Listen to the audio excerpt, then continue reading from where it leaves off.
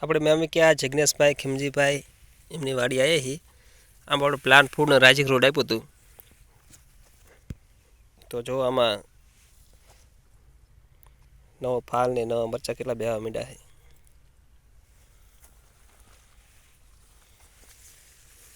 અને મરચાં તો જો તમે દેખાય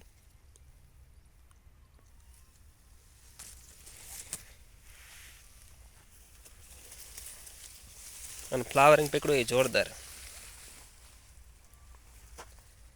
ને માવઠામાં મરચી હાવ બગડી જતી 10 દિવસ વરસાદ આવ્યો ને એમાં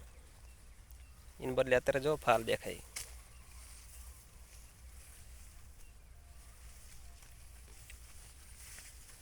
એક સામા નહીં તમે બધા સામા જોઈ શકો છો